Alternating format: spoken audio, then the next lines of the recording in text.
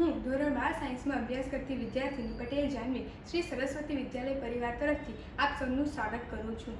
આજે ગણપતિ ઉત્સવના 10મા દિવસે હું તમને એક વાર્તા કહેવા માંગુ છું। એક નાનકડા ગામમાં રોહન નામનો એક છોકરો રહેતો હતો। તે ખૂબ મહેનતુ અને પ્રામાણિક હતો। પરંતુ તે પોતાના જીવનમાં સંતુલન જાળવી શકતો ન હતો। તેણે ક્યાં તો ખૂબ કામ કર્યું યા તો બિલકુલ કામ ન કર્યું। એક દિવસ તેને ગણેશજીના મંદિરે જવાનો મોકો મળ્યો।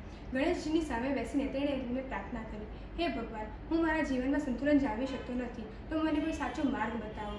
ગણેશજીએ તેને કહ્યું, દીકરા, જો તારે જીવનમાં સંતુલન જાળવવું હોય તો તારે 3 બાબતોનું ધ્યાન રાખવું પડશે: સખત મહેનત, આરામ અને નિષ્ઠા। તું જે પણ કામ કરે તે સખત મહેનતથી કરવું અને તે પૂરતો આરામ પણ લેવો અને તેની સાથે તારે ભગવાનની ભક્તિ પણ કરવી। ગણેશજીની વાતનું માન રાખીને તેણે પોતાના જીવનમાં આ અપનાવ્યું અને તે જે કામ કરતો હતો તેમાં સખત મહેનત કરી, સાથે પૂરતો આરામ પણ લીધો અને ભગવાનની ભક્તિ પણ કરી। તેણે થોડા સમય પછી જોયું કે તેના જીવનમાં સુધારો આવ્યો। તે જે કામ કરતો હતો તેમાં તેને સફળતા મળી, સાથે તે પોતાના પરિવારની સાથે ગુણવત્તાયુક્ત સમય પસાર કરવા લાગ્યો અને ભગવાનની પૂજા પણ કરતો રહ્યો।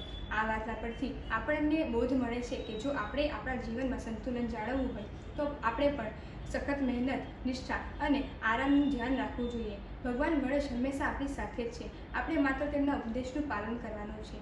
તો આ 10મા દિવસે હું આપણને ગણેશજીના સંવાદિતા અને સંતુલનના ગુણ પરથી આપણા જીવનના શારીરિક, આધ્યાત્મિક અને માનસિક સ્વાસ્થ્યને જાળવવાની શીખ મળે છે। જય ગણેશ।